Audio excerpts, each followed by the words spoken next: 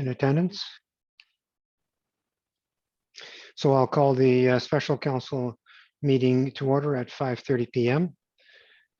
And as I do, I will welcome everybody. And it just struck me that we have at least 6 managers at the budget meeting who are doing their first budget meeting. I see Megan Pollard, Ronnie Chakraborty, Ronnie, Matt Lalonde, Ricky Burke, Emily McIntyre, the new librarian, and Bob Popovic, all here for their first council meeting, I think. So first budget meeting. And we have some grizzled veterans in Ben Hanchrock and Jody Brinkman. Did I miss anybody? The grizzled veteran of her second budget, Treasurer Carly. So welcome, everybody. Introduction of amendments to the agenda. To you, Mayor Lawrence, I have none. Thank you. A motion that the agenda for the special council meeting of January 25th, 2022 be approved as presented. Moved by Councillor Fanlon, seconded by Councillor Cassidy. All in favor? Carried. Thank you. Declarations of pecuniary interest. To you, Mayor Lawrence, I have none. Thank you. Delegations, presentations, and it's Treasurer Carly Collins, and I think I'll do that through the CAO to you, Carly. CAO. Thank you, Your Worship. On behalf of the staff, we are extremely pleased to present the 2022 first draft of our budget. Hopefully it's our last draft. One can be cautiously optimistic. And we welcome all of our viewers to our first budget meeting for 2022. And on that note, I will pass it to Carly, and Carly will do the budget presentation. Thank you.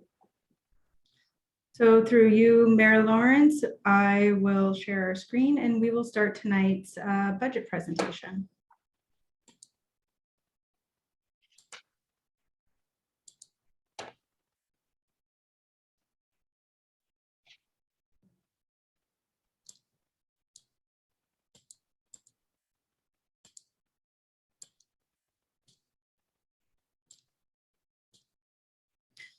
So tonight we will be discussing the first draft of the 2021 budget. And so the following areas we will be discussing. The first part will be what do we know and how we got there. The second part would be the tax rate increase. And the third part, we will be discussing and looking over any sort of new capital projects. So what do we know and how did we get here? Well, the first part that we know is that the municipality will not be receiving any sort of additional restart funding. So for the last 2 years, the municipality has been receiving restart funding, which we've used to help offset any sort of loss in revenue from the closure of the recreation center, for example, and any sort of additional supplies that we needed, such as gloves, PPE, cleaning supplies and stuff, in order to meet up with the standards. So what else do we know? Well, we know that we have uncontrollable costs. These costs include wages and benefits for all staff, external transfers, such as KDSB. Hydro has indicated that the hydro costs are going to increase, and our insurance. We've also had to take on additional loans because projects that were completed in 2021, we now have to take a debenture out in 2022. So we have these additional payments to pay for loans.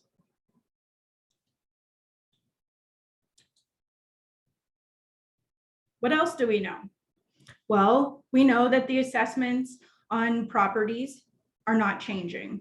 So we know that MPAC has frozen the assessments at the 2020 level until 2024. So we know that.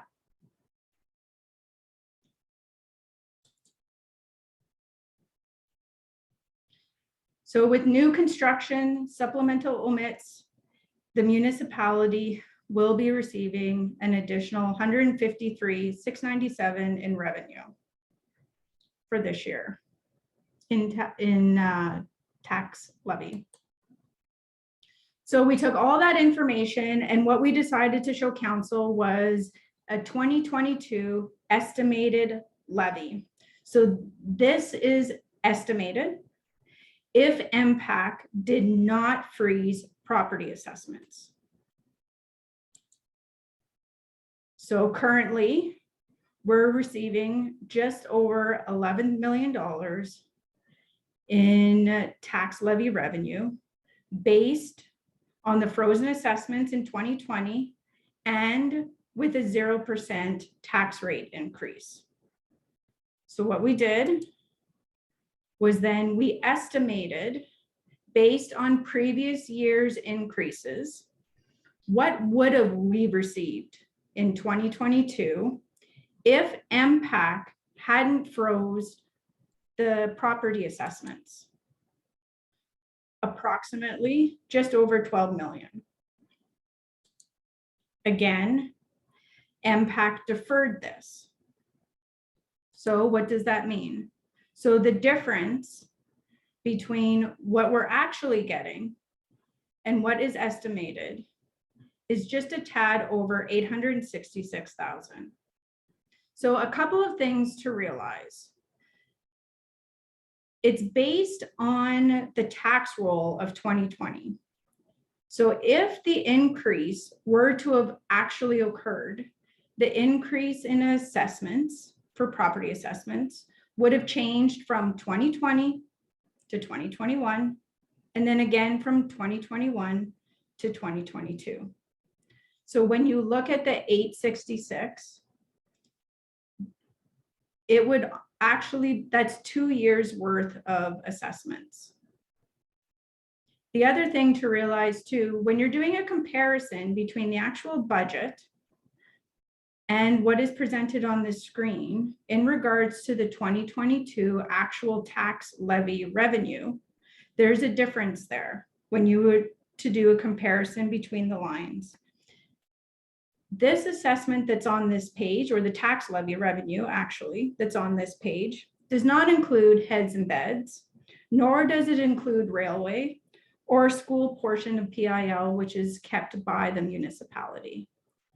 So before I go any further, does mayor and council have any questions in regards to the information presented so far, in particular, the information on this page? Maybe I'll just quickly go around the council table. Treasurer, Councillor Bath.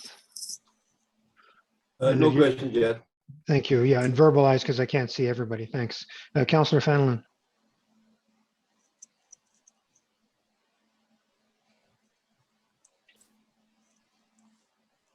I have no comment yet. Thank you. Councillor Lego. Have other municipalities I'm sure they have been raising this issue with MPAC to the province? As they're, we're we're stuck in a hard place with the loss of this revenue that we're so used to getting. Makes things a lot more difficult.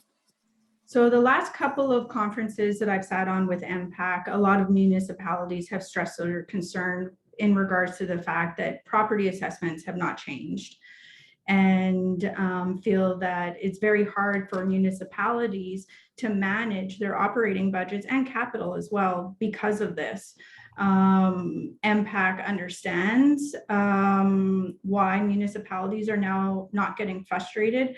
However, in the meetings that I've attended, they have not indicated also how they are going to proceed with the increases in assessments in 2024.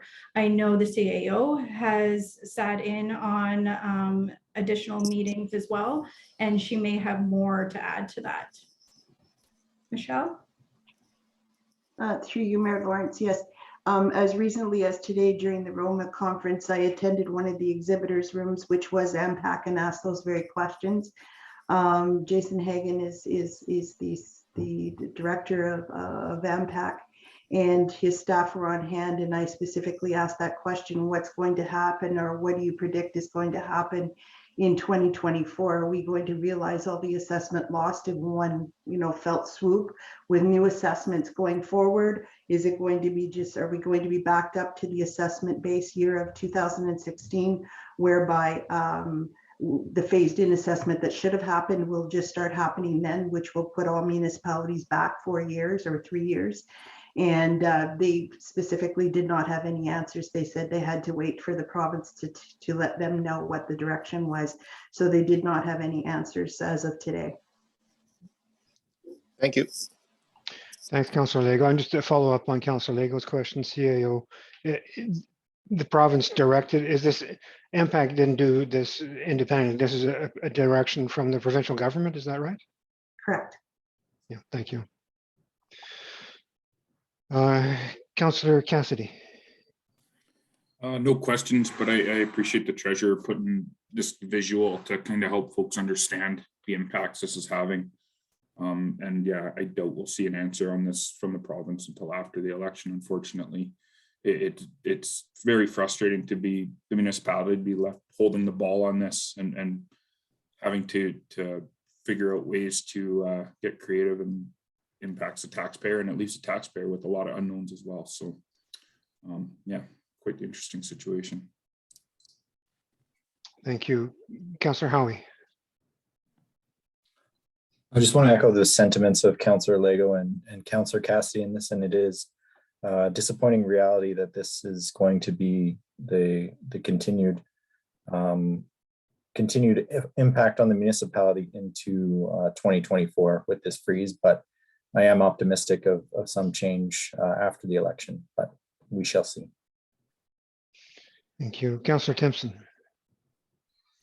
Yeah, I just said one question / comment or whatever, Carly, you did for the 2022 actual revenue based on the 11.6 million, that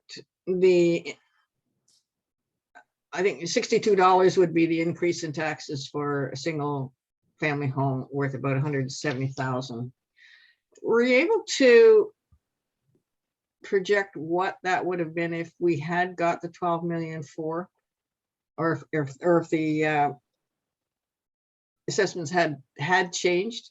Which I guess leads to the next question, is that if there's a huge jump in 2024, then the tax will skyrocket, then the tax increase, not the tax rate, but the tax increase in dollars. So is there any estimate how much that would have been if we'd gotten the 2022 estimated tax revenue, if it hadn't been frozen? No, I didn't do an analysis on that because we don't know for sure exactly how the government is going to roll this out. So I wouldn't be confident or comfortable giving out that information because we really don't know how they're going to roll it out. There's so many different avenues that they could take that the unknowns are really unknown at this time.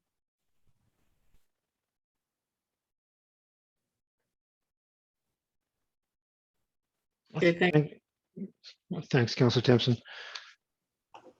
All right, Carly, Treasurer, back to you. So what is the municipal staff requesting for a tax levy increase? We're requesting $215,120 in additional tax levy to be spent towards operations in order to balance our budget.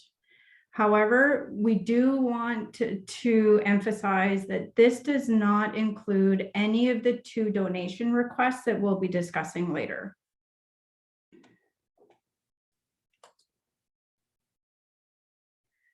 So what makes that up? A quick summary of every department. So administration department had a small increase. So what we're going to do moving forward is we're going to have a quick summary of every department, where the increases have happened and where we were able to save some money. After that, each manager who had increases will be discussing those increases with council. Corporate Services Department increased.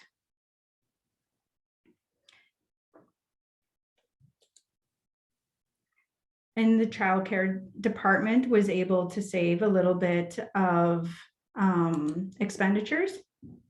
We are also able to save money in development services. So the one major thing with development services for where we are able to save some money is we have additional tenants within the train station that's bringing us funds. Also, when we did the water and sewer rate analysis, we also found out that the water and sewer rates are actually supposed to be paying for any sort of improvements that need to happen to our water and sewer treatment plants. So that revenue is being brought forward into development service to help offset those expenses.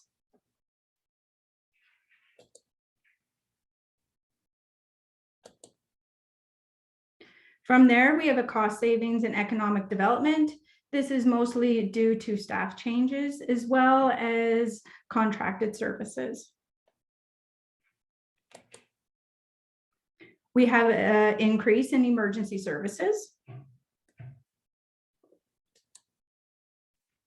We have a decrease in human resources. This again is mainly due to staff changes.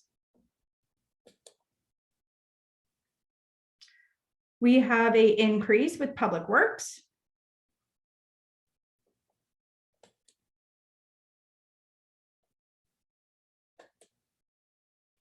Our recreation department has increased as well. We know that we're already receiving additional tax levy increase.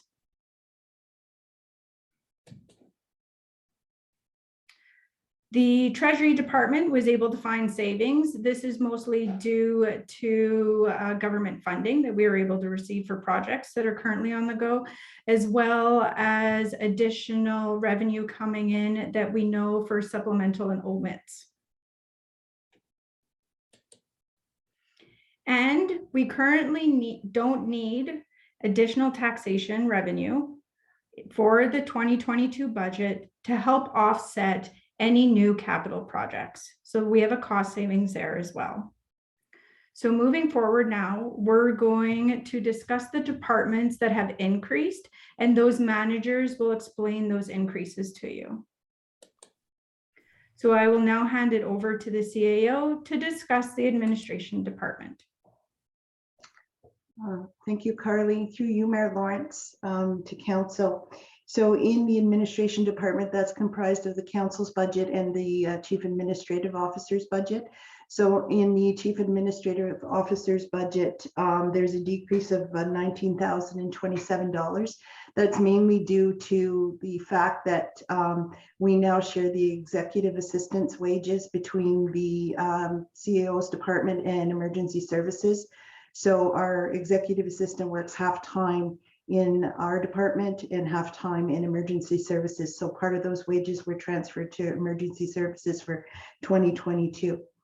And council, the overall increase was mainly due to the recent public relations consultant agreement that we signed with the fixers regarding our OPP costing to assist us in attaining better OPP billing with the province and to work with the ministries for that purpose.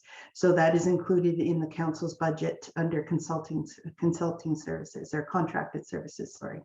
So those are the two main differences in the budgets.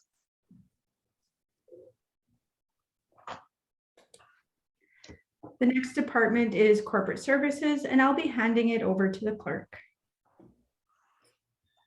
Thanks, Carly. A few changes in the Corporate Services Department. The first, of course, is that the bylaw enforcement function and animal control function has been transferred to the department. The reason for some of the additional costs there related to animal control costs, equipment purchase, and some repairs and upgrades that are required to the pound. There are some training costs in there. as well as the reallocation of wages and benefit costs and the increase to wages and benefits per union and other contracts. So that would make up the increase there. For the cemetery budget segment, the increase there of 26.6 includes a number of things, including needed repairs to the vault. There's some masonry work that needs to be done to maintain that building. Fence and maintenance shed repairs at Hillcrest Cemetery. The completion of landscaping for the new columbaria at both cemeteries. We've had to increase our budget for lot repurchases. So this occurs, it didn't occur very often in the past, but it is occurring now more frequently, whereby people who have purchased lots from the municipality in past years have decided for whatever reason that they no longer want those lots. And in accordance with the Funeral, Burial, and Cremation Services Act, even if the lot was purchased, say, 20 years ago at a much less expensive price than it is now, we're required by legislation to sell that, or sorry, buy that lot back from the original purchaser at the current value. So that eats up a considerable amount of money. And of course, as noted in the previous section, wage and benefit increases per the union contract and other contracts. For the clerk's segment of the budget, the increase is about 73,500. Those costs are related to a number of factors, including 2022 municipal election costs, while about 2/3 of it is funded from reserve, 1/3 is funded from the tax base. The resumption of pre-COVID level training and professional development commitments. It's really important that we follow through on our commitment to training and professional development. So that includes is included in those costs. Increases in certain fees for communication activities, specifically subscriptions. There's been some increases there. The new municipal alerting service is covered in there as well as part of communications. We have budgeted again, where there's certainly uncertainty with respect to the pandemic. And so we have budgeted for another year of Zoom meetings, the hosting of Zoom meetings. So that's in there again, which wouldn't normally be part of that budget. And of course, wage and benefit increases per the union and other contracts. So that takes care of the clerk segment. And finally, the information technology segment of the budget. There are some employment-related costs there related to various personnel matters that were previously explained to council in closed session. There are transitional costs regarding migration to certain cloud-based solutions to achieve organizational objectives respecting remote access, security, and functionality. There are additional transitional costs with respect to changes to service providers for support, security, and monitoring. And finally, there are software and hardware renewals and licensing that come due this year as part of our renewal plan. So there's some software and hardware purchases, licensing, as well as upgrades to video surveillance equipment and server at the Heritage Railway Station. So that summarizes anyway the additional costs in the Corporate Services Department. I'm happy to answer any questions council may have. How do you want to handle the questions for, do you want to, we've done two departments so far. Do you want to stop there and take questions? Yeah, okay. So council, I'll go around the table for questions on the first two items, administrative and corporate. Councillor Bath. No questions yet. I'm still looking at the budget here. Thank you. Councillor Fallon.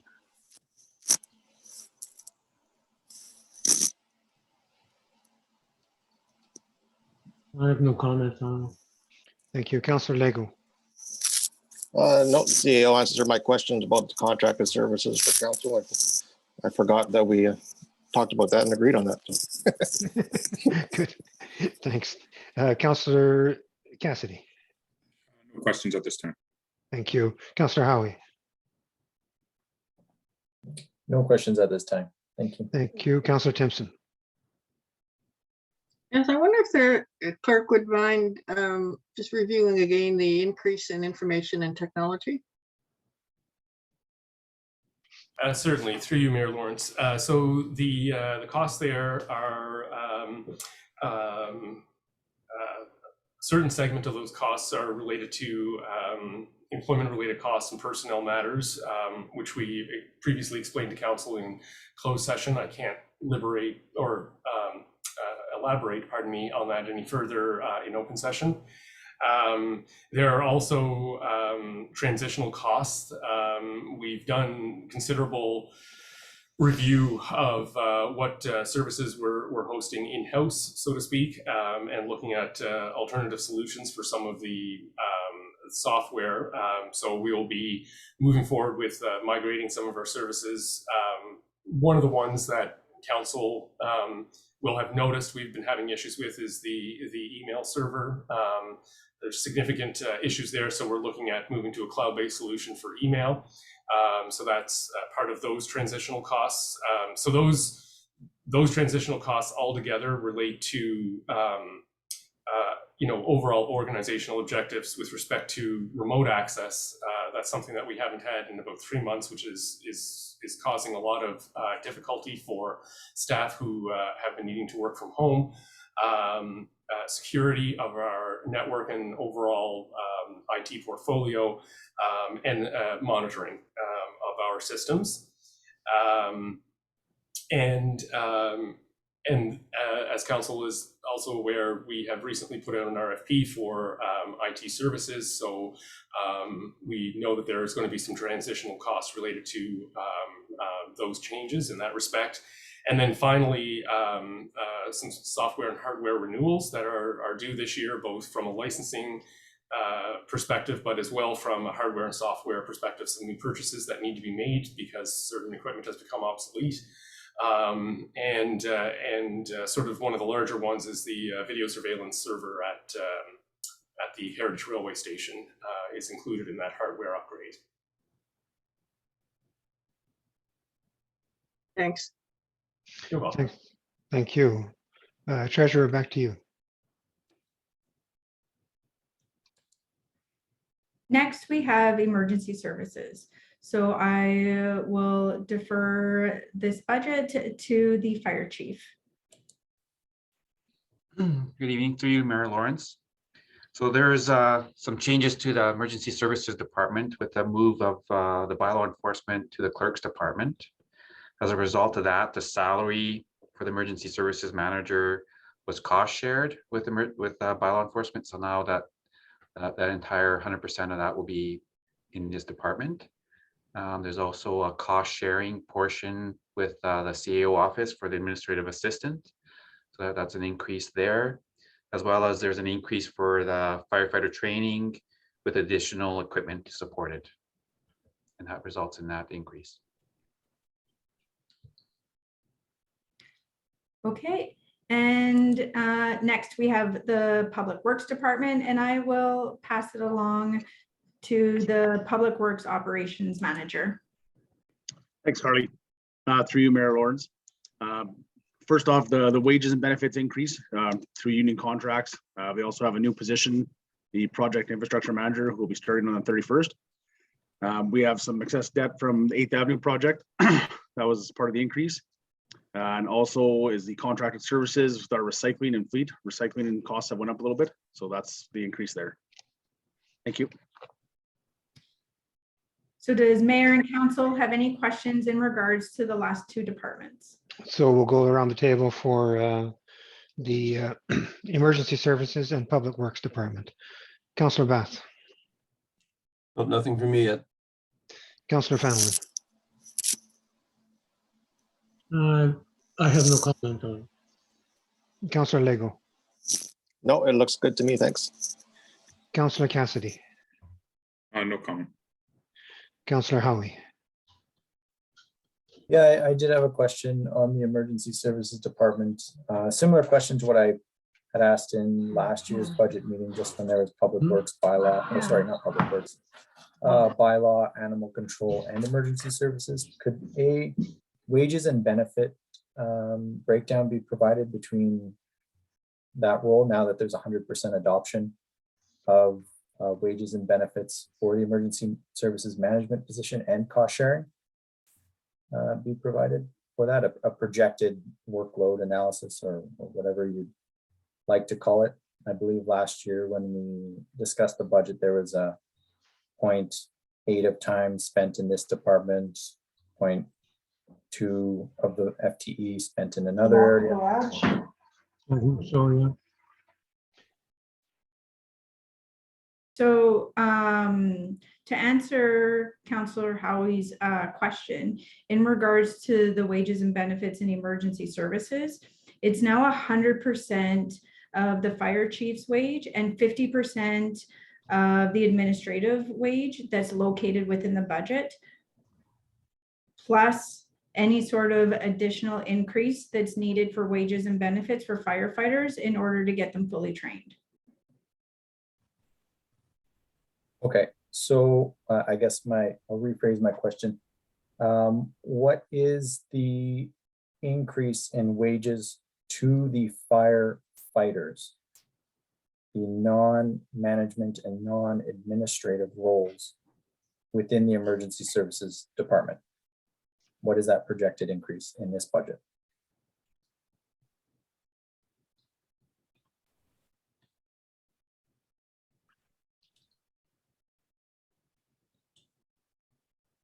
Give me 2 seconds.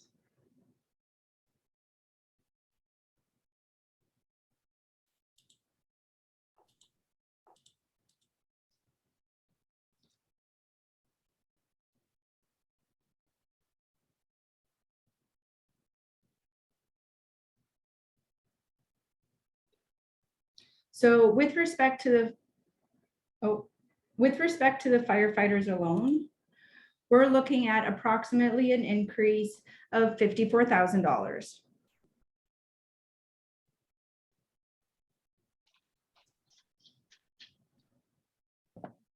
Okay, thank you. That answers your questions, Councillor Howie? Yeah, it does. And understanding the implications of the fire bylaw in that as well. So I'll Thank you. refrain from any further questions. Councillor Timpson, No question. thank you. Treasurer, back to you. So moving forward, the last department is the Recreation and Culture. And I will defer this budget to the new rec manager. For you, Mayor Lawrence, the increases would be wage and benefits. There has been an increase in the union and the management staff within the department for effective operation of the facility and the department itself. There are potential chances of few more positions which would be available in this year. Coming to the summer day camp in 2021, the Cedar Bay Day Camp got closed due to COVID. And we are looking to open it up in a different way to operate it out of the recreation building itself. Now coming to the new equipments for the ball diamond and the parks and the garden, the expense here would be to purchase maintenance equipments like lawnmowers and other additional equipments. Besides, expenses would be incurred for fencing, signages, and other operational items. Coming to the improvement of boat launches, this pertains to a contracted service for grading the parking lots and installation and removal of docks. This also includes additional maintenance work required for smooth operation of the docks and other activities around it. Thank you. Are there any questions in regards to recreation and culture from Mayor and Council? Councillor Bath. I'm just trying to sort out what I've got here. No, not yet. I need to sort of get organized with the numbers on the pages. I'll wait. Thanks. Councillor Fenelon.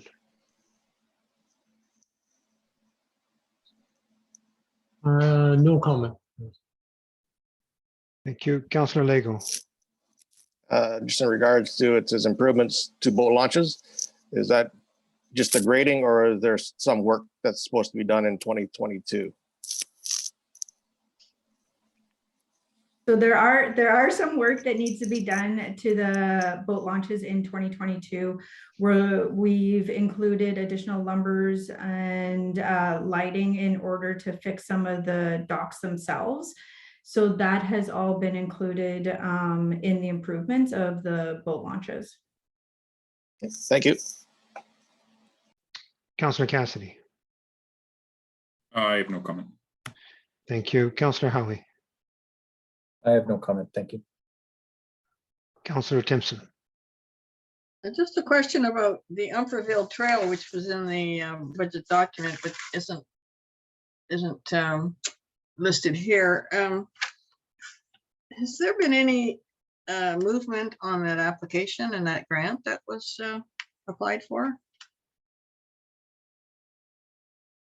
So the municipality did receive notice that FedNor had declined the application that we submitted for the Umpherville Trail. However, there is another funding that's coming available through FedNor called Active Transportation Fund, which we can apply for in order to look at possibly still doing that project. That's yet to be released. So council has yet to see a report on that. And I do know that when it comes time for us to apply for it, we can apply for more than the 500,000 that we originally applied for with FedNor. So that will be in a later report that will go to council once that funding application is available to apply. Okay, so were any of the projections included in this particular analysis here? Any of the projections about the trail? So that's not included here then, eh? No, that would have been under capital. And as of right now, it's just placed on hold due to the fact we're waiting to see if and when the Active Transportation Fund becomes available. Thank you.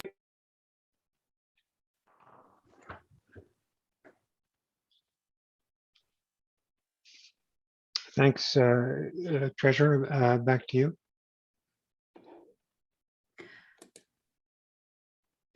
So now we're into funding requests. However, before we move into here, are there additional questions that council may have in regards to department savings that may have occurred? Are you referring to, say, development services and such? Correct. Council, I will quickly go around the table for any questions before we move to the, I guess the next section of your report is going to be the funding requests. So on departments, Councillor Bath.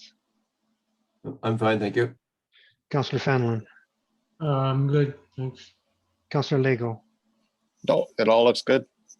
Councillor Cassidy. Nope, nothing here. Councillor Howie. Nothing for me. Thank you. And Councillor Timpson. Well, not at this time. Thank you. Treasurer, back to you.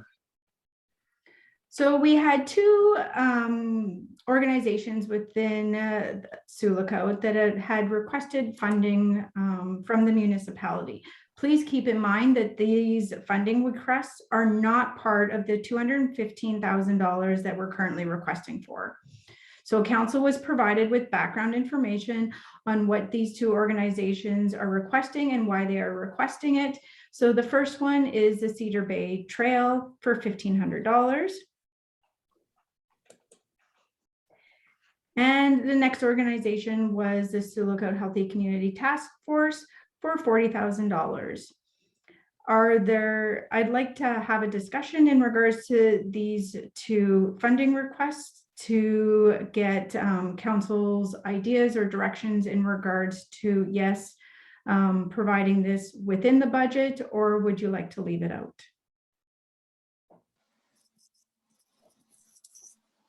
Just to be clear, when you say providing it within the budget or not, is that the choice? What? Well, we could fund it. We could, which means that I would need to add it to the budget also. If council is okay with that, then we would need to know what our bottom line would be on top of it.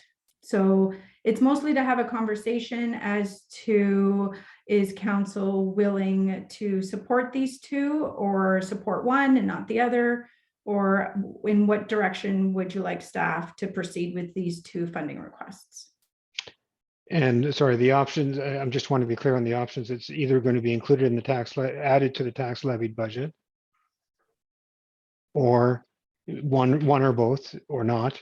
And is there another option? Are you suggesting that we could do a loan or whatever, or it wasn't quite clear? Are there any other options? Well, we could add it to the budget. And if council isn't satisfied with the 215, can request staff to bring that number down to also include the funding requests. At the end of this presentation, council can give direction, but it's mostly to just make council aware and get their input on the two funding requests. All right, so maybe I will do them one by one, and I'll go around the table on the Cedar Bay Trail Collective request for $1,500 to cover their club liability insurance and groomer insurance costs. Councillor Bath. Yeah, I'm in favor of supporting this. When we look, this is outdoor recreation. It's certainly a lot less expensive than the indoor recreation when we look at the cost of the fitness center and the memorial arena. So I'm in favor of supporting this. My feeling is this money should come from the recreation budget, and that would be a fine way to do it because it is a recreational activity. We need to encourage outdoor recreation, and this is a very inexpensive way to do it. Thank you. Councillor Fenlon.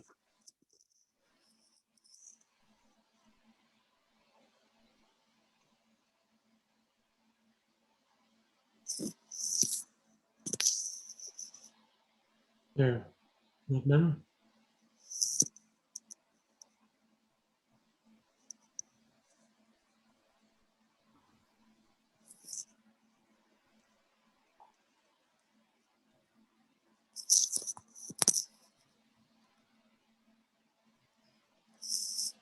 Councillor Fallon, I'll come back to you in a moment as soon as you've got, you're still, oh, there you go. Go ahead. Yeah. I agree with the community task force to give them help in doing their job that they're doing. Okay, and we were asking about the Cedar Bay Trail Collective. Yes, I agree with it. Thank you. Councillor Lego. I'm a yes for the Cedar Bay Trail Collective 15. Again, going back to what Councillor Bass said, I would like to see that out of the rec budget as well. If you could figure that out for us, I'd appreciate it. And they would appreciate it. Thank you. Councillor Cassidy on the Cedar Bay Trail Collective. Yeah, I'm also for it. Yeah, I think it's a good use of funds there. So, and I agree it should come out of the rec budget as well. So. Thank you, Councillor Howie. Thank you. I support the donation to the Cedar Bay Trail Collective. Like some earlier comments, I think it is absolutely supportive outdoor recreation in our community. And I think especially during this season, we should be promoting and trying to support outdoor recreation given this pandemic season. So like the councilors before me as well, I'd like to see it added to the recreation budget. Thank you. Councillor Timpson. Yeah, no, I support it in principle. My concern about it going into the recreation budget would be that would then become a core cost that the recreation department supports. And if they were to support the trail company, then I would think it would be fair that they should be helping other outdoor recreation groups with their insurance costs. So I think we need to, rethink about whether it should come out of recreation or if it should stay a donation at this point until which time that the collective can do some really robust fundraising so they don't have to be coming for requests. Thank you. Treasurer, did you want to comment on the appropriateness of putting it into the recreation budget or not, as discussed by council? So usually any donation requests that come in from the public that's discussed during the budget presentation and process falls within the council's budget. It's something that is requested. It's a one-time fee for that year only, and it's not funded every year. It's an easy way for us to keep track of what council is approving for donation requests that's coming in. So my recommendation would be for it to not fall within the recreation department, to fall under council like all the previous years that we've done in the past, knowing that it's funding requests specifically for this year. Thanks, Treasurer. And as I'll go around the table now on the Healthy Community Task Force request. But at the same time, maybe you could, in light of the comments from, I know there was lots of support for the recreation budget, but in light of Councillor Timpson's comments and the Treasurer's comments, you could state how you stand on recreation budget, given the recommendation from the Treasurer. So with both those items in mind, the Sioux Lookout Healthy Community Task Force, $40,000. Your worship, if I may interrupt, Yes. Councillor Howie had his hand up. Sorry, Councillor Howie. Did I not get to you, Councillor Howie? I apologize. You did. I just had a second question about this.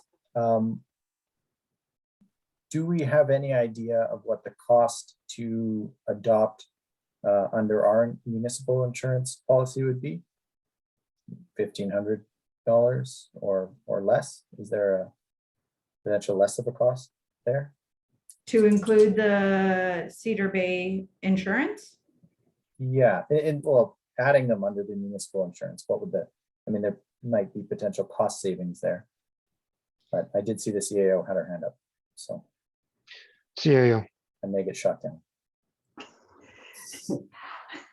To you, Mayor Lawrence, this was investigated previously from other user groups asking to go under the umbrella of the municipality. And part of the problem is if that's the case, then it has to be a municipally run program. So we've had difficulty. I know in the past, we used to be able to add riders to our policy for various events and things of that nature, but insurance companies have gotten away from that. So we did, I'm saying in the last 2 years, I did check on behalf of another organization to see if they could come on our policy and be insured under us. And the answer was no, that they would have to get their insurance separately. Thank you.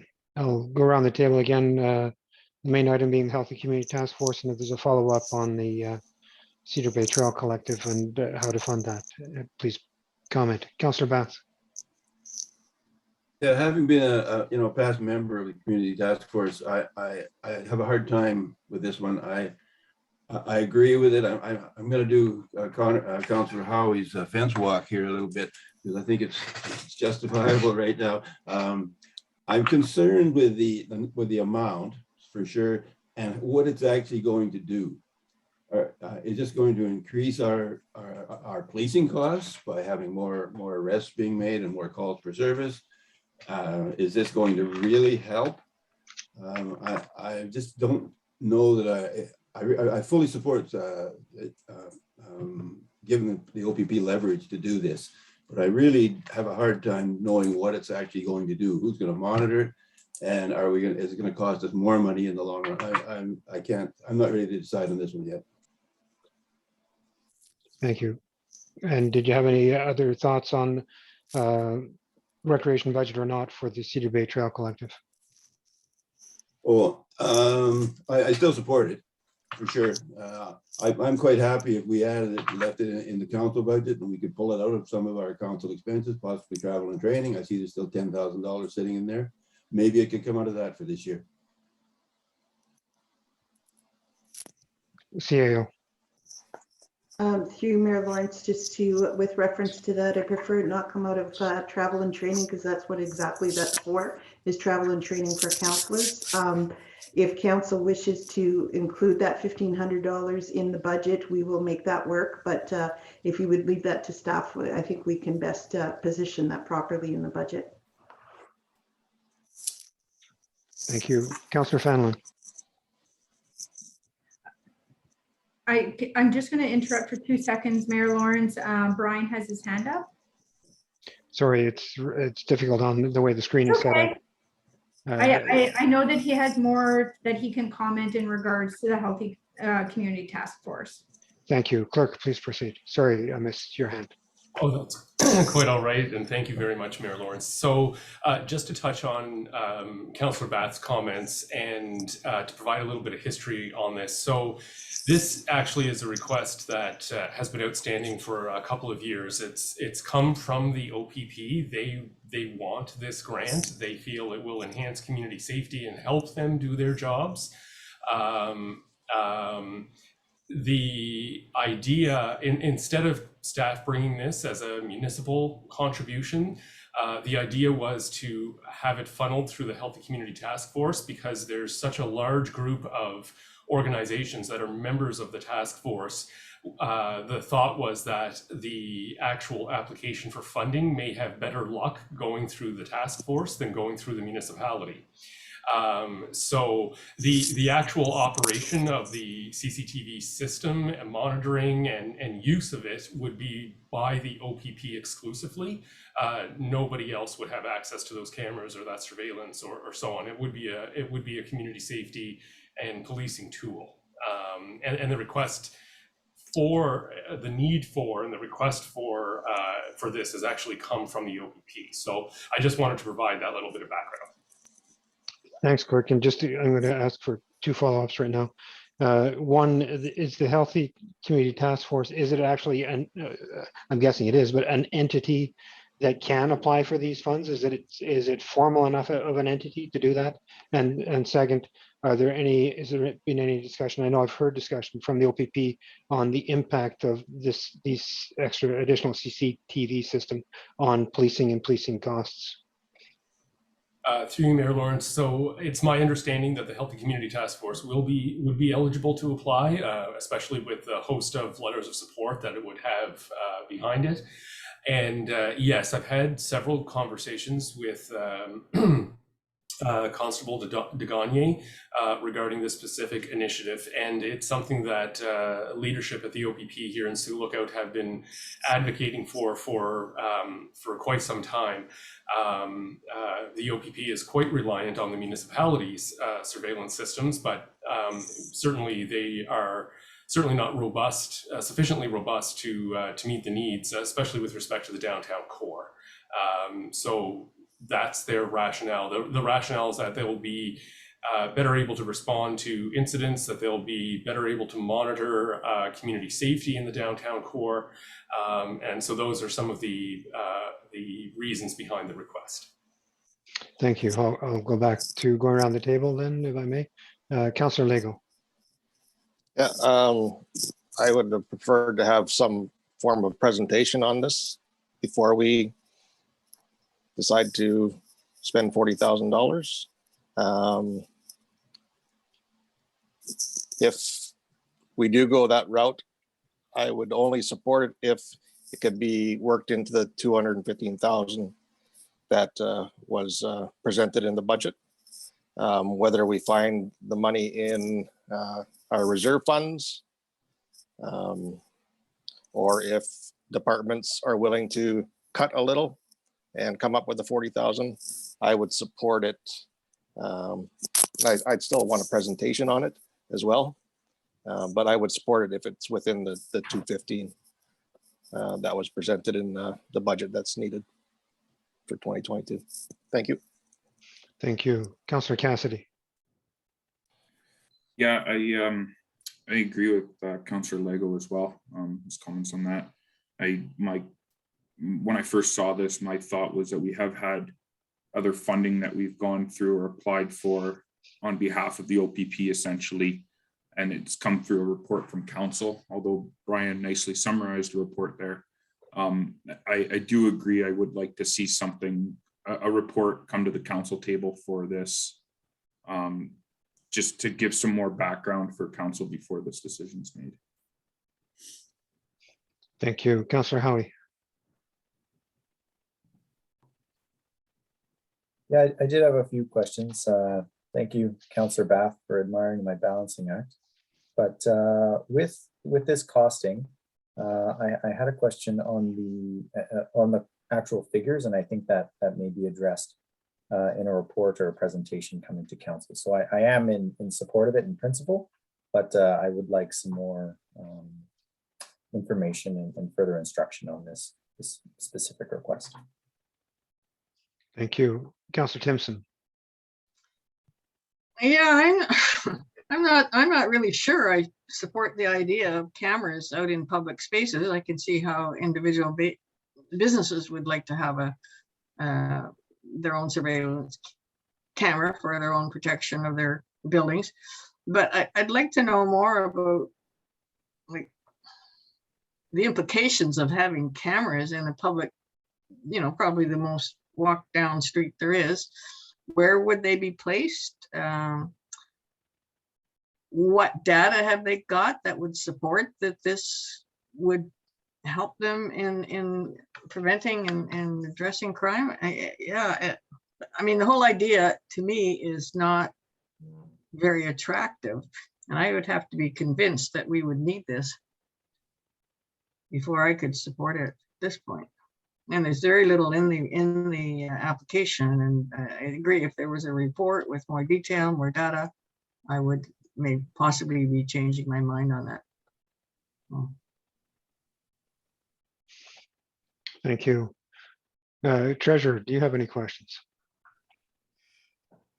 Questions? No. If I were you, I would have a question, but or two. I think it just a direction from councils would seem to clearly support the Cedar Bay Trail Collective funding. If I can read council that way, and that it would be worked into the budget in some way, and staff would decide where best to put it at this time. And we're still considering it a 1-year donation request and approval if it gets there, rather than an ongoing inclusion in a department budget. That was my understanding. Correct. That's my understanding as well. And on the Healthy Community Task Force request, it seems that the consensus from council is there isn't a full consensus. There's some that want more information on the placement, the data, and the value of this implications. And there are many who would like a presentation to more fully understand it before supporting it.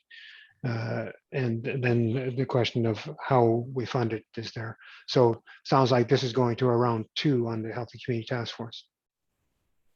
Yes. So by round 2, I don't mean tonight. I mean at a subsequent meeting. Go ahead, Treasurer. What we can do in regards to the Healthy Community Task Force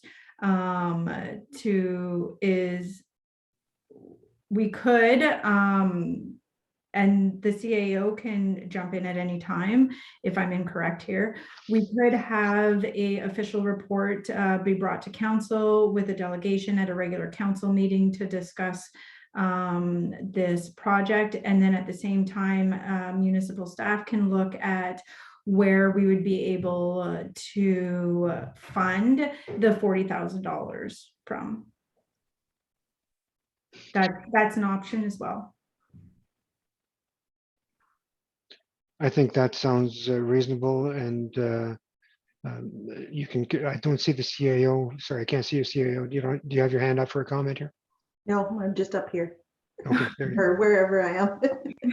go. When you talk, then you become one of the 4 boxes on my screen. So, so we would bring this, I think, forward to a subsequent budget meeting for a decision based on more information and presentation. Is that correct?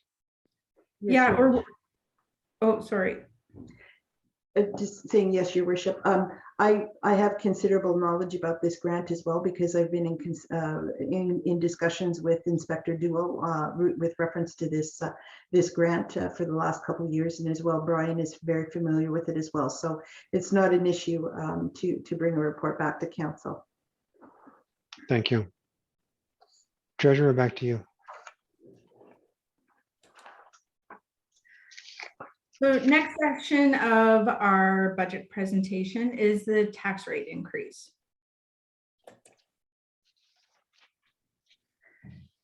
So what are we requesting? Well, in the 2022 current tax levy revenue, we are looking at just over 11.6 million. We're requesting 215,120 for the total taxation revenue to change. At this rate, we're looking at a levy increase at a 1.9%. So what does that look like? For a residential single-family home with the 2021 rate, with a property value of 171, comparison with the new rate, if council were to approve the budget, we were looking at an increase of $62.50 for that year, for 2022. For a multi-residential, for the difference between the 2021 tax rate and the 2022 tax rate, we're looking at an increase of $476.87.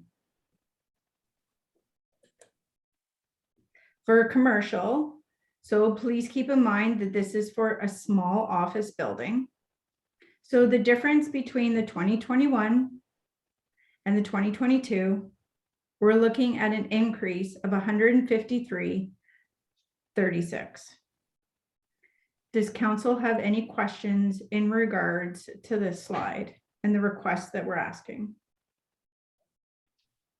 Go around the table with this one. Councillor Bath. I'm pretty impressed with the numbers. When I'd gone through the hard copy of this earlier, and I realized it wasn't going to be a whopping increase like you could be expecting. And considering what we've been through in the last year, I think it's a very reasonable amount to look at. We'd like to see less always, but this is a reasonable amount, and we can't continually go on with zeros. So I'm pretty much in favor of what's here. Thank you. Councillor Fenelon. I have no comment on it. Thank you. Councillor Lego. Yeah, considering we're used to seeing 3.7 to 4%, the 1.9, I'm actually quite satisfied with. And if we can keep that other 40,000, figure that out into the 215, I'm okay with the 1.9. Thank you. Shocking. Sorry. I said shocking. Okay, that's a self-shock. Councillor Cassidy. Yeah, I also agree. Considering all the factors over the last couple of years, the MPAC issue, and yeah, the inflation going up considerably, and the fact that we're coming in below 2% here. Without that, I think staff's done a very good job, and I think this is, as Councillor Bass said, a very reasonable amount, and I'm supportive of this. So, thank you, Councillor Howie. Yeah, I did have a question on this. I see that the value for a single family residential home was listed at $171,000, but well, a lot of the homes you see on the real estate market presently are much higher than that. Could you provide an example of an increase for a home, say that's $400,000 based on these calculations? Just before you do, Trevor, can confirm that the 171,000 is in fact the median assessed value of a single family home in Silicote. So half the homes in Silicote are assessed at a value less than 171,000 and half are assessed at more than 171,000, correct? That is correct. And it is the current figures that were pulled from Opta this morning. And it really is just a matter of simple math. If your home is worth double 171,000, 342,000, then you can double the number on this page. Is that correct? That is correct. So a $342,000 valued home would see an increase of $125 per year. Okay. Thank you for doing the math, Mayor Lawrence. That was my question. Thank you. Anything else, Councillor Howie? That is all. Councillor Timpson? I always curious to know why the apartment multi-residential is so much more than what small residential and commercials are. That's just one comment. I think that's to do with the formula. But a $62 raise on $3,267 is like 1% in terms of what the taxpayer will have to pay, and I think that's quite reasonable.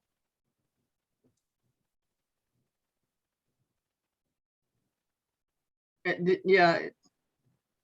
Would you be able to just review again, Carly, the difference between the multi-residential and residential? So the multi-residential is an apartment building that has 2 or more units in it. It is not considered, any units that's 6 or more are considered new multi-residential building, apartment buildings, which are not included in this rate analysis.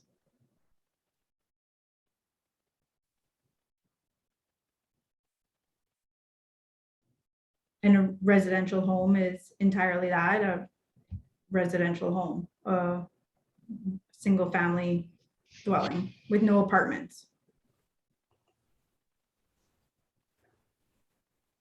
So I'm not sure, Councillor Timpson has further questions, but the actual tax rate on the multi-residential is 0.38, which is double the single family residential. Correct? That's the formula I think the province allows. Is that right? A 2 times factor? CIO, thank you. Thank you. Just to provide a little bit of clarification on that. So your residential property class is always set at 1, okay, for your tax ratios. And then every other property class is based on a factor of that. It can be less than 1, it can be more than 1. So that's why you're seeing the tax rate higher for the multi-res, because the tax ratio is more than 1 to determine the tax rate for that property tax class. I don't have the actual tax ratios in front of me, but that's how it's determined, is by tax ratio. Yeah, my memory is from a couple of years ago, the tax ratio was set at, was it a maximum of 2 for multi-residential by the province? It was used to be 1.95%. Or sorry, 1.95, not percent, just 1.95 tax ratio. Yeah. Okay. Councillor Howie. Yeah, just a question for the treasurer. Could you provide me with the mean property value of a home in Sioux? Sorry, I couldn't hear you. Could you provide me with the mean property value of a home in Sioux? The assessed median? value, the mean, The average. the average value of a home. Well, the average Yeah. value for, okay, the CAO. Sorry. Okay. Yes, we can provide that, but Carly our treasurer would have to go into Opta to get all the property assessments to determine that. But yes, it can be provided in short order and it can be sent out to council. Okay, thank you. And I think the median is used because the average will be skewed highly. You know, you could have 9 homes that are valued at $100,000 for a total of $900,000, and 1 home valued at $2 million for a total of $2,900,000. And when you take the average, you get an average value of $290,000, which is not representative of the homes at either end of that. Doesn't represent a $2 million home at $290,000. It certainly doesn't at 3 times their value represent the $100,000 homes. So the median is used because it clearly says half are valued less and half are valued more. So I don't know that the average value gives a very meaningful number for analysis or consideration. but we're welcome to look at it. Thank you, CAO Treasurer. Councillor Timpson, was your question answered? Thank you. I always need a review of that every year because it doesn't always sink in. And in terms of the budget, my comment, I agree with council is, I think that council staff have done a remarkable job of bringing this in, considering that this year we typically I think Councillor Lego referred to a percentages, roughly, I think 3% growth in assessment from phase in and whatever that we don't get this year or last year, given all that's gone on. And given some of council's requests to do certain functions that I think are actually short-term pain for long-term gain, I think we'll see some gains in the long term on some of the things that are included in that in our budget this year. So I think it's a remarkable job. It sounds to me, and I'm going to put this around the table once I've said it, that council is supporting the 1.9% tax rate increase, and that the funding requests are what perhaps we'd have to see where you included the $1,500 to Cedar Bay Trail Collective, which seemed to have general approval, and the funding request for the Healthy Community Task Force needs to come back to perhaps the next budget meeting where you're looking to finalize the budget, and there would be a presentation. I'm not sure that if staff might decide that's a separate presentation before the final budget meeting and then go to the final budget meeting. But that one is still uncertain. So I'm going to go around the council table again for comments on the overall budget increase of 1.9% and any questions the council may have, comments. Councillor Bath. Yeah, I'm in favor of the 1.9. If we close the budget off, we clear it all up in one budget reading, that would be fine with me. I'm quite happy with this. I'd like to deal with the 40,000 some other way. Councillor Fanlon. Yeah, I agree with the 1.9%. We've had 0% or closer to nothing. We've had a rough couple of years, and it's time to start to build it up, I guess. Thank you. Thank you. Councillor Lego. Yeah, 1.9 is good for me. Whether we deal with the 40,000 a different way, and it comes down the road after a presentation, and council can discuss that in more depth. As for the 1,500, I'm okay with that. I noticed that under council, we have a place for donations, and there's 23,500 sitting there. I don't know if any of that's been used or not, but if it can come out of there, I know that you said that it should be under the council's purview, so that would be the logical place to take it out of. Treasurer, can you comment on that, the 23,000? The 23,000 is earmarked for regular donations that the municipality gives to different organizations around town. But I'm sure between as a whole within the budget, we'll be able to find the $1,500 in order to support the trail. Are you allowed to take 1,500 from our travel expense? No, I see some head shaking.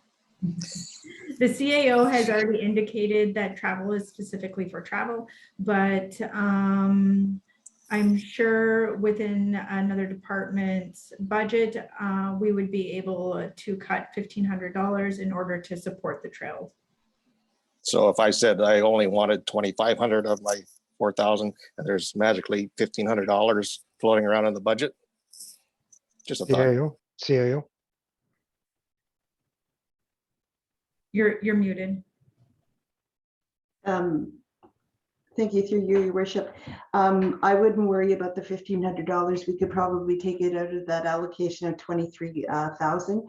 And if you notice, Councillor Lego, in the budget, I don't know if you have the detailed budget, but you have 0 in your travel and training. Then I can't give any of it away. Sorry. We will make sure to incorporate it. Yeah, That is everything. Thank you. No, I am good with the one at 9. I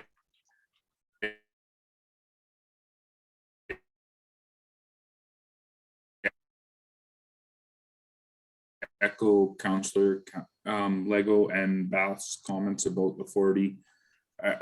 I'm fine with that coming to coming to council in a report and us hashing out how we fund that at that time. And I'm good with the one reading of this budget as well. I don't think there's a lot more new information to come to the table at the next one. So yeah, I'm good with the 1.9. Thank you. Councillor Howie. Yeah, I echo many of the comments of the councillors before me about the 1.9. I did have a question though around this value, as it is through my interpretation subject to change given pending bylaws such as the fire bylaw, with the increase of $54,000 in firefighter wages and new equipment. Is that correct? Treasurer. CAO, I'm not entirely, sorry, I'm at a loss. Thank you. Through you, Mayor Lawrence. I believe the question, Councillor Howie, is pending the bylaw passing for the fire services. The emergency services manager may correct me, but it's my understanding that all of the things that were recommended in the bylaw have been incorporated with wages and training and equipment to be able to facilitate those services. So if council decides not to go ahead with certain services, that would cut down on our training and some equipment. So the budget wouldn't, to Councillor Howard's question, the budget wouldn't increase at all. It could only decrease if councillor decided not to approve certain things. That's my understanding. Bob may wish to comment on that. I'm looking, I don't see Bob on my screen. Through you, Mayor Lawrence, that is Thank correct. you. Thank you for, that is correct. What the CAO has said is correct. Mayor Lawrence, if I can just interrupt and just ask Carly to maybe take down the presentation so that you can better able to see everybody on the screen.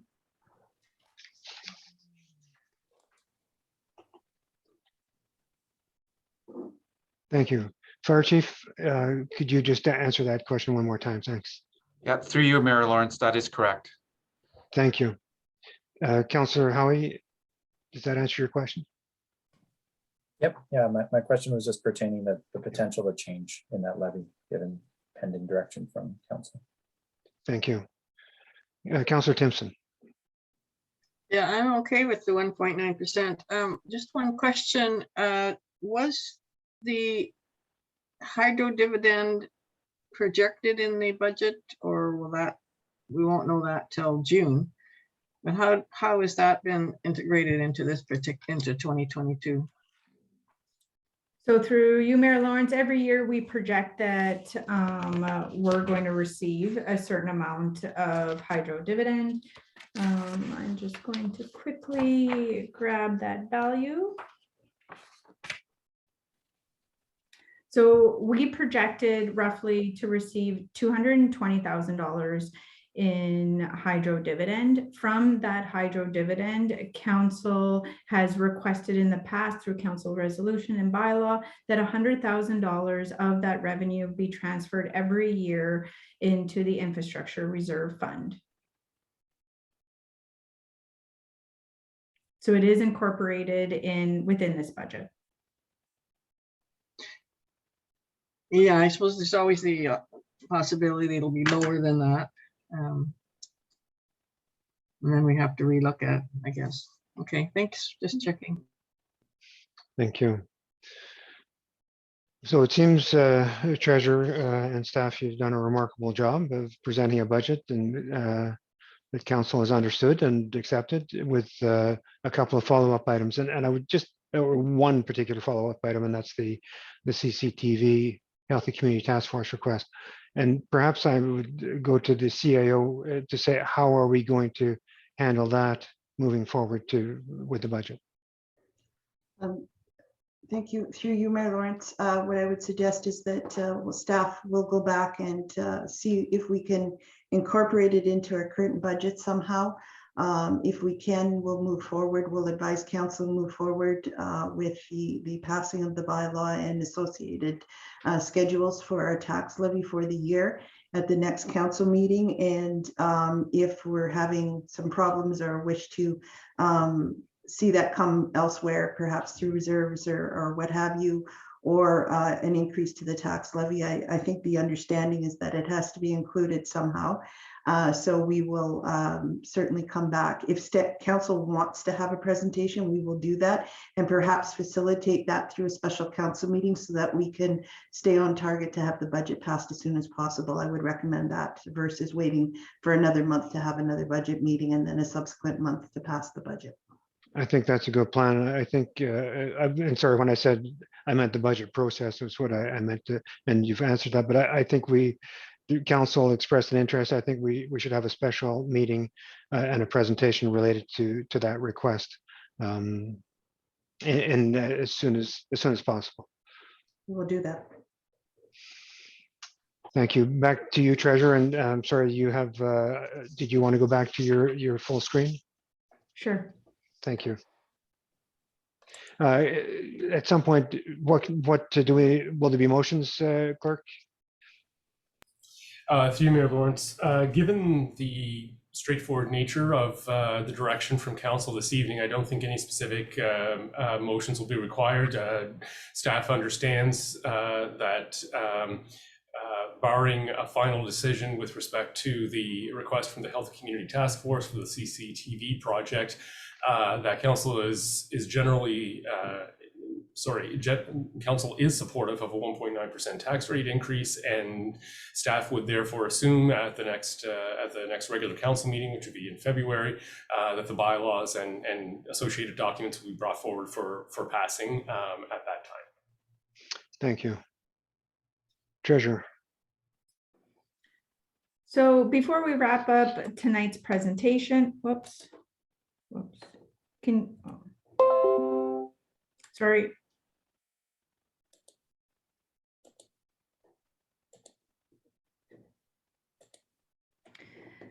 We have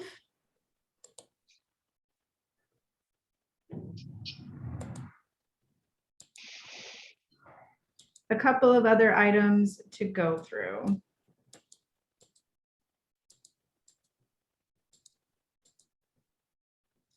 Sorry.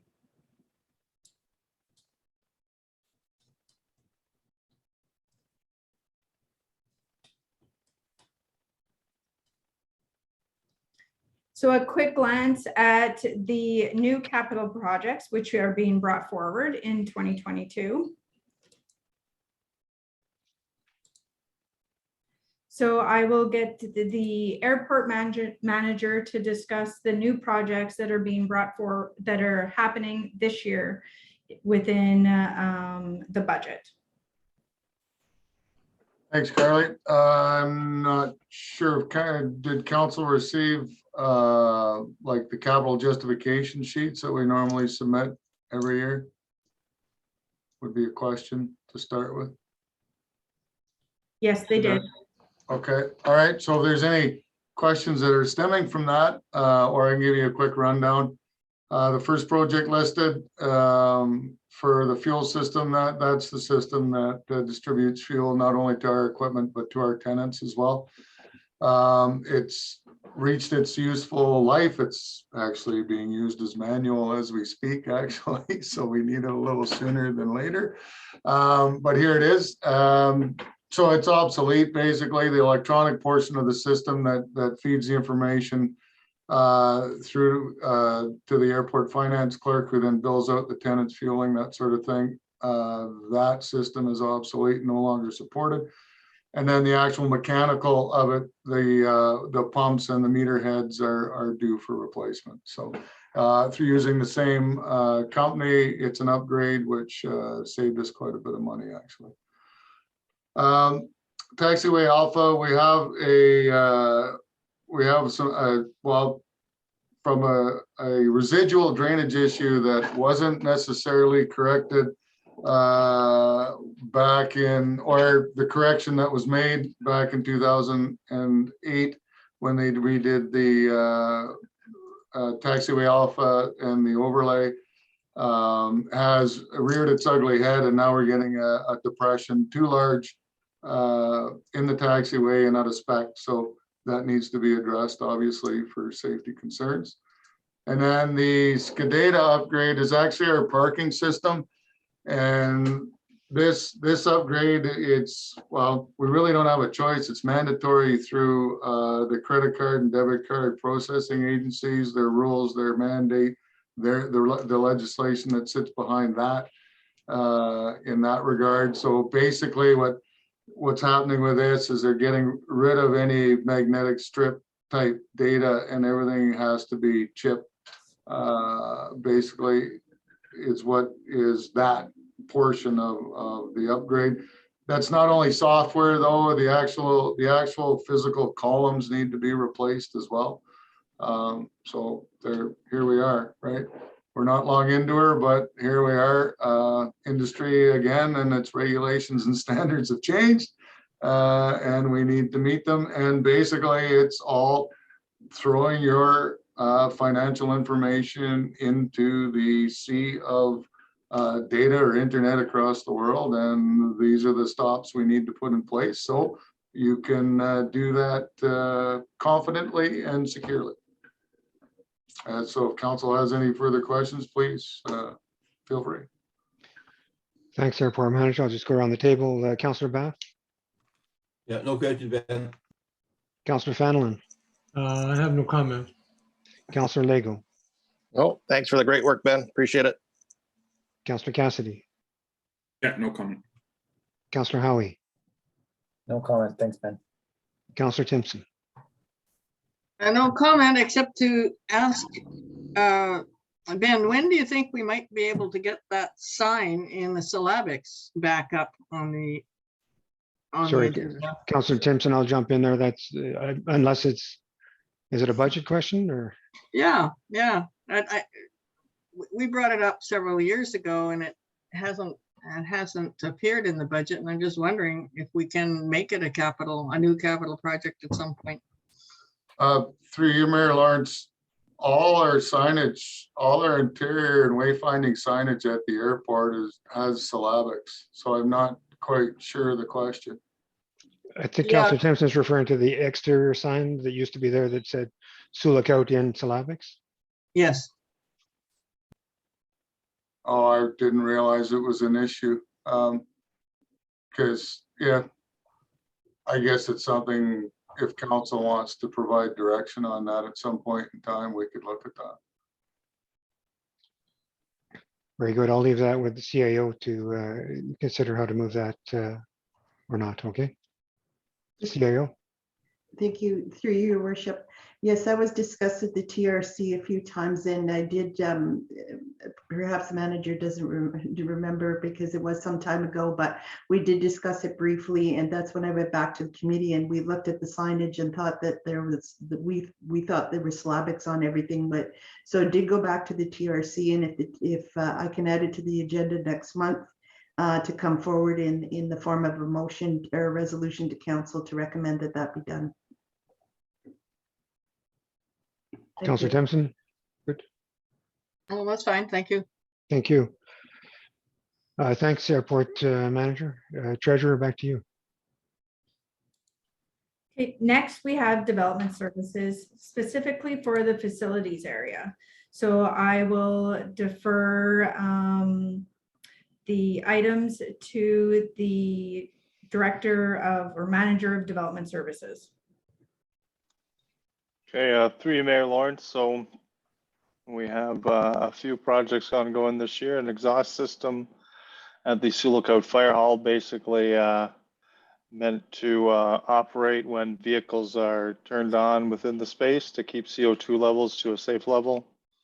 The number 5 is to install a larger door into the caustic room, which was a request of NWI because they regularly bring large 45-gallon drums of chemicals into the space, and currently it's really awkward trying to get through a single leaf door. New dock ramp at the town beach. So this is for the existing dock, upgrading the ramp so we can just hoist it up without the use of a machine, and to make it a little longer to help with the slope when the water levels are low. New shingles at the concession building, Ball Diamonds. I don't know if you've been there recently, but that building needs a lot more work than just the shingles, but we will start there. The shingles are at the end of their useful life and should be replaced. Exterior security cameras at different facilities, just again for security reasons, and just to help with, you know, if there's vandalism that takes place, that at least we might have some video or something to hopefully catch the culprit. And then replace the recreation center gym floor coverings. These are original to the build in 1985 and is deteriorating and lifting up in different places, which could present a hazard to people utilizing the space. And we're just looking at different options to replace that floor. Thank you. Questions for the for development services, Councillor Bath. I have just one question on item number 6, the town ramp. That seems like a very low price for that type of job, to actually extend really a commercial ramp and put a lifting process on it. So it seems like a very low price. A residential dock to do the same thing, it costs probably around $8,000. So I'm just curious.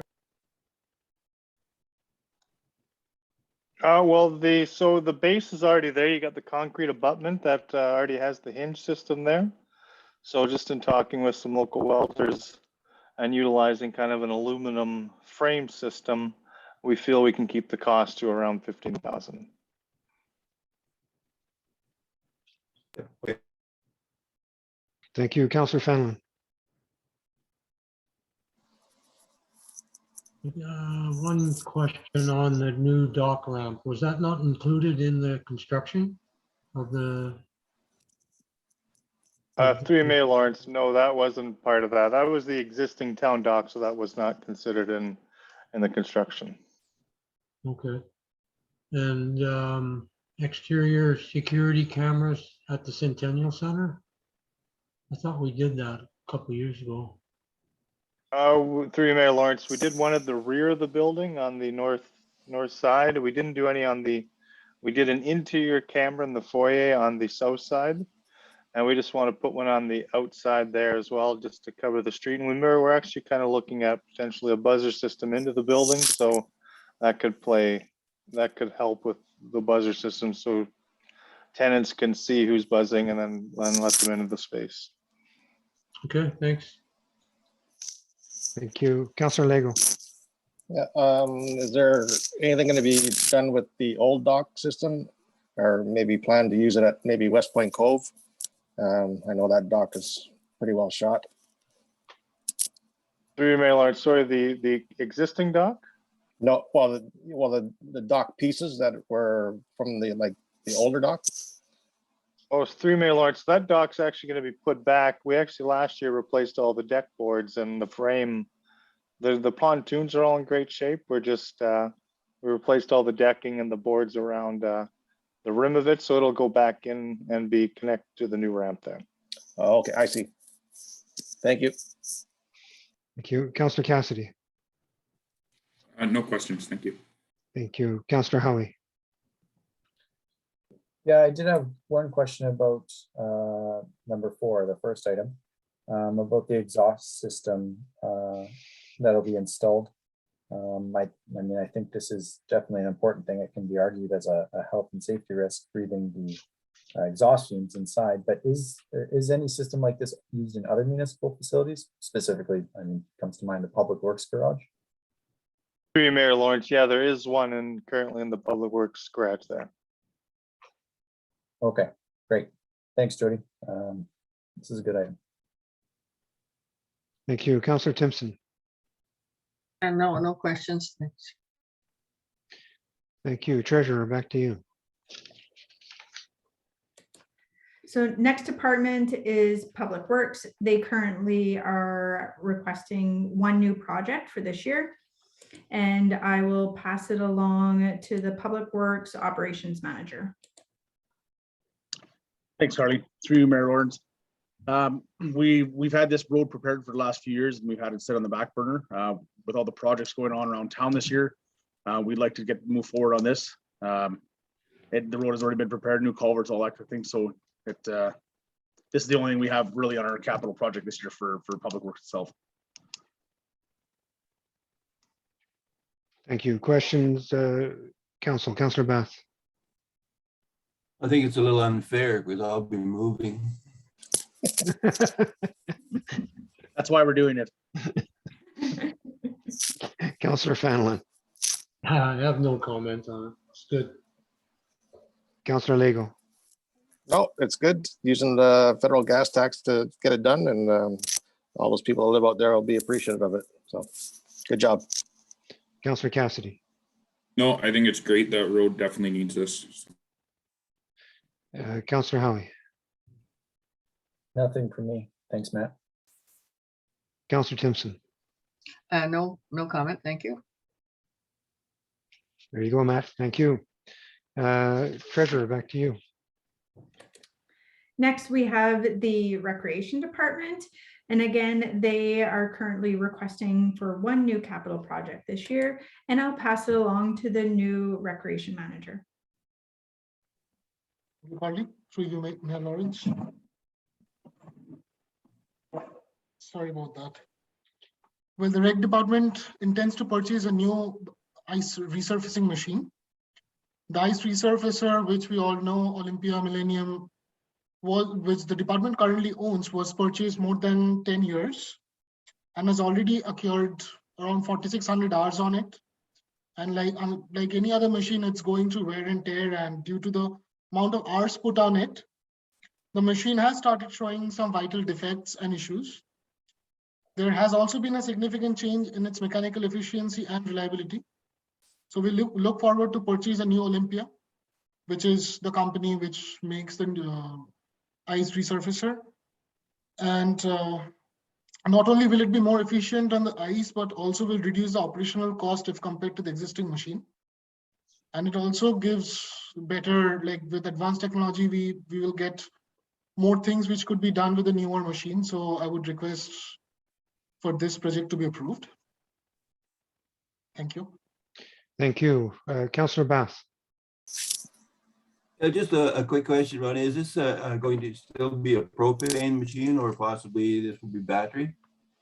Through you, Mayor Lawrence, we are mostly looking at, like, there are two options. Basically, there are three options, but with obviously discussing with my CEO and my other staff, we are looking forward to getting an electric one that reduces the cost by to 1/10 of the propane cost, which we would have incurred. Thank you. Thank you. Councillor Fanlon. No comment on it. Councillor Lego. Is there plans to sell the old machine? And where would, if we do sell it, where would that money go? Could it go to offset the cost of this one? I guess that would be for the treasurer. I would request my CEO for some directions regarding that. You, Mayor Lawrence, to Councillor Lego and the rest of council. We haven't really discussed it because both Ronnie and I, we've been sharing a lot of new ideas of what we can be doing with the second machine in terms of possibly a outdoor skating trail in the wintertime and using it for that. So we haven't gone there yet because we're thinking of ways in which we can utilize it in other areas for programming and outdoor recreation. Awesome. Thank you very much. Thank you. Councillor Cassidy. No further questions. Thank you. Councillor Howie. No further questions. Very exciting to hear that there's some new ideas in the department. That's great. Thank you. Councillor Timpson. No question, thanks. Thank you. Treasurer, back to you. So that concludes all of the new capital projects that are being requested this year. Council did receive all the 2021 capital projects that have already been approved by council and that are still moving forward into 2022 with the justifications with them as well. So moving forward for the last part of the presentation is just a quick look at the 2022 reserve balance summary. So this is an estimated balance due to the fact that we have not completed audit. So the opening balances can still change slightly. This shows all of the transfers to reserves from either operating or capital, and transfers coming out in order to support operations and to support capital projects. Are there any questions in regards to the information that's on this screen? This screen is specifically for reserves only, not reserve funds. Thank you. Councillor Bath. No questions. Councillor Fanlon.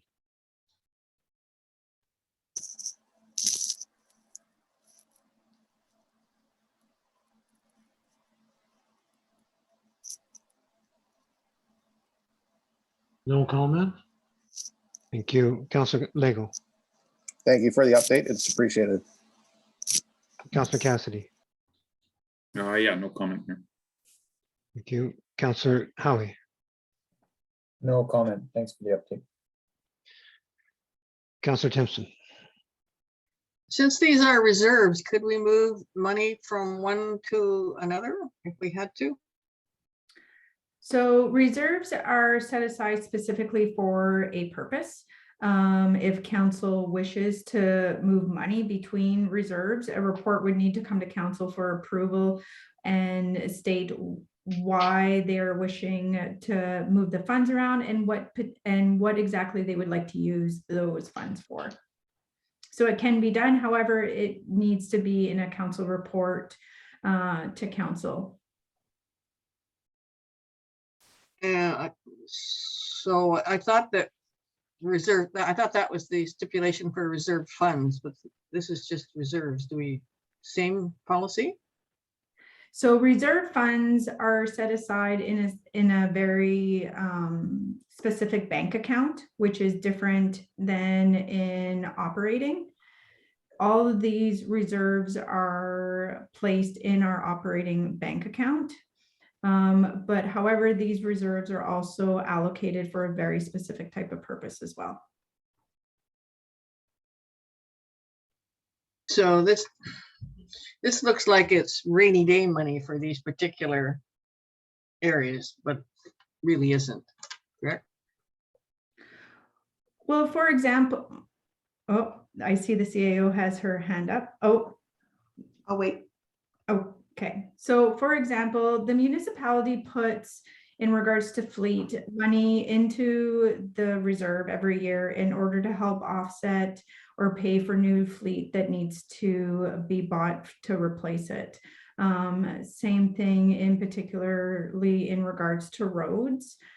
We put money aside every year, knowing that we're going to need additional revenue from someplace in order to upgrade roads within the municipality. So all the reserves have a specific purpose. However, we can use revenue that's in those reserves for something other than what it's labeled for.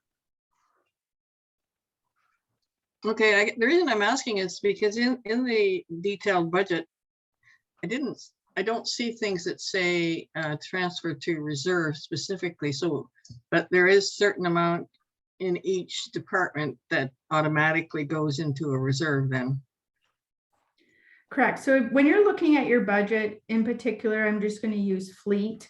So if you were to look within the municipal fleet, you'll see a line revenue in there that says internal transfers. Those internal transfers pertain to transfers that are moving from operational into the reserves in order to support future fleet. Okay, thank you. Thank you. Treasurer, back to you.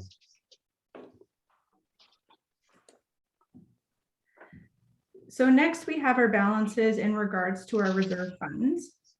Again, this revenue is located in its separate bank account where it collects interest and everything else. We transfer revenue into these bank accounts every year based on the budget. Are there any questions from council? Councillor Bath. No questions. It's good to see the reserve funds. Councillor Fallon.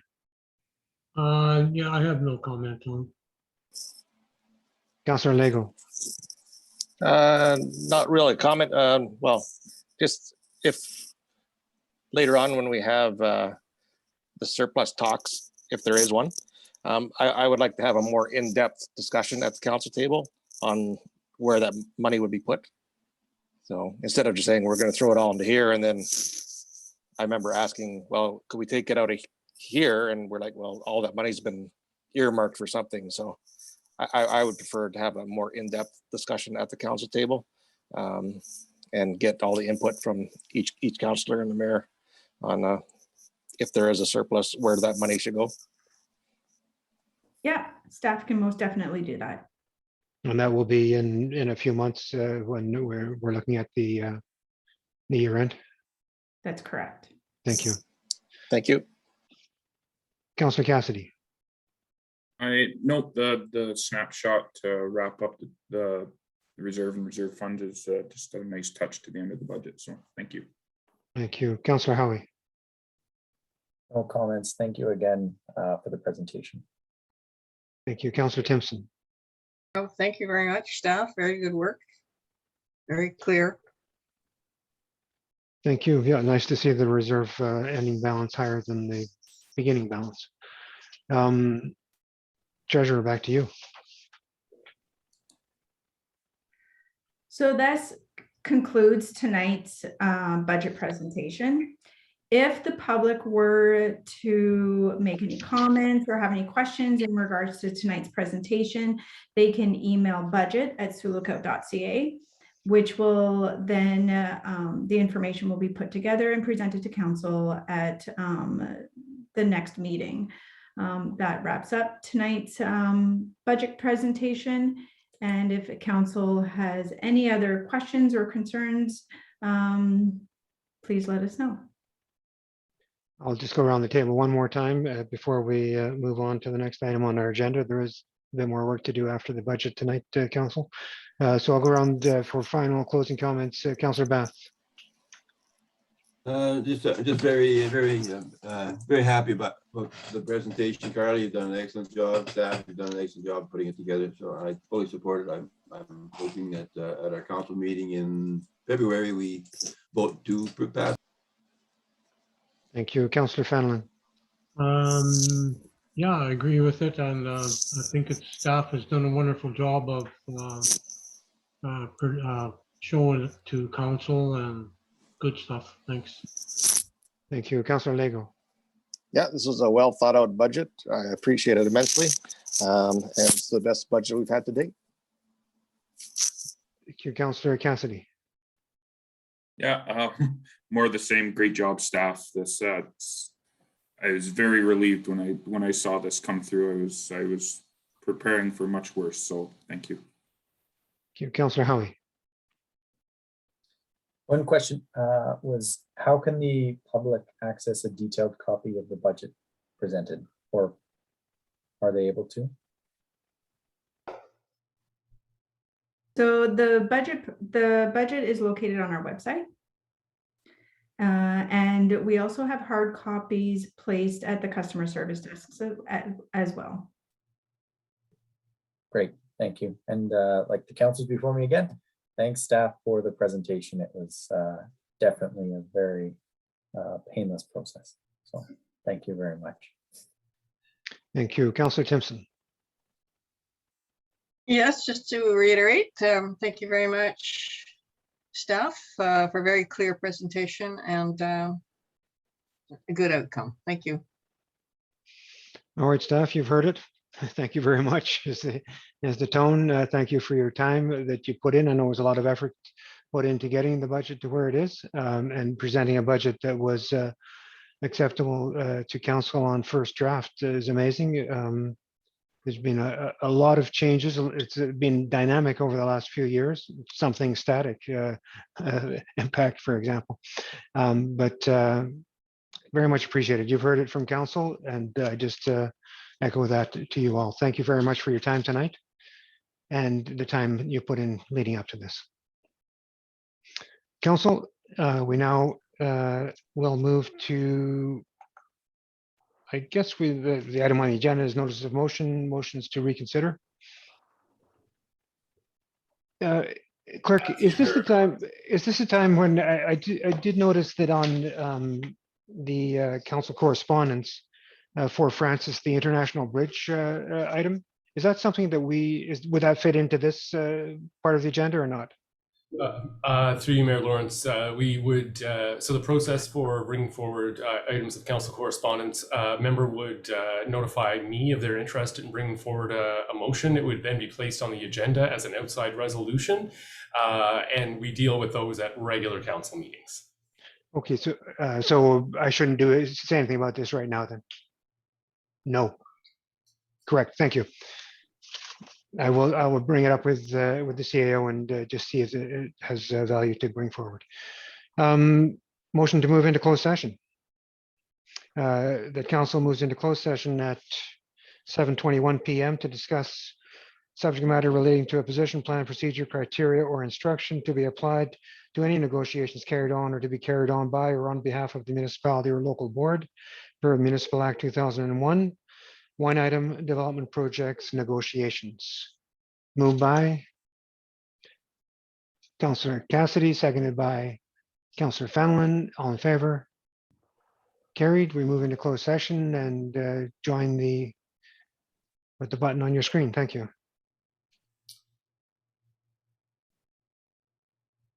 Good night to the rest of the staff. Have a great evening, everyone. Thanks for ignore that. Thanks for participating. I can ignore that join then.